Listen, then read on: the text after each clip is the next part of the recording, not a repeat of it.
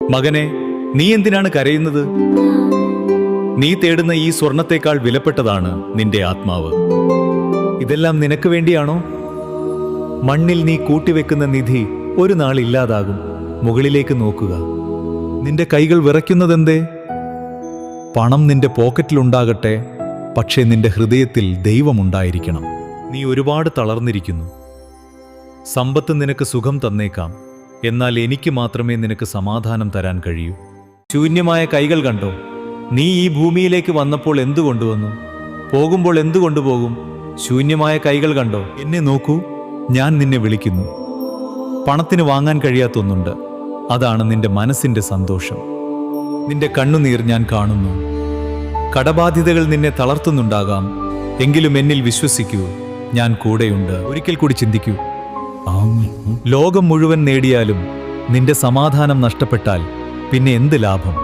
നീ ഒറ്റയ്ക്കല്ല, ഞാൻ കാണുന്നു. സമ്പത്തിന് നിന്നെ രക്ഷിക്കാൻ കഴിഞ്ഞെന്ന് വരില്ല, പക്ഷേ എന്റെ സ്നേഹം നിന്നെ കാക്കും. നീ എന്തിനാണ് ഇത്ര ഓടുന്നത്? പണത്തിന് പിന്നാലെയുള്ള ഈ ഓട്ടം നിന്നെ എന്നിൽ നിന്ന് അകറ്റുന്നുവോ? കുഞ്ഞെ, നിന്റെ ഭാരം എനിക്ക് തരൂ. പണത്തെ സ്നേഹിക്കുന്നവൻ ഒരിക്കലും തൃപ്തനാകില്ല. എന്റെ സ്നേഹത്തിൽ സംതൃപ്തനാകുക.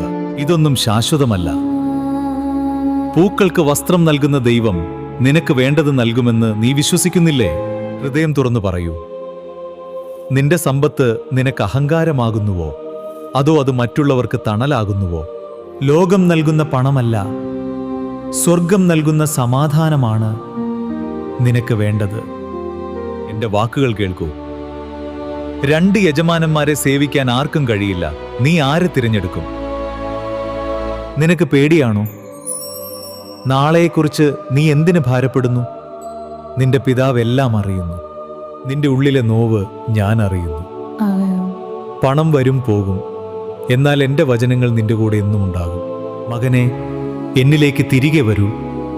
നഷ്ടപ്പെട്ടുപോയ സമാധാനം പണം നൽകി വാങ്ങാൻ നിനക്ക് കഴിയില്ല. ഇതാ നിന്റെ നിധി. മറ്റുള്ളവരെ സഹായിക്കുമ്പോൾ നീ സ്വർഗത്തിൽ നിധി നിക്ഷേപിക്കുകയാണ്. ഞാൻ നിന്റെ വാതിലിൽ മുട്ടുന്നു.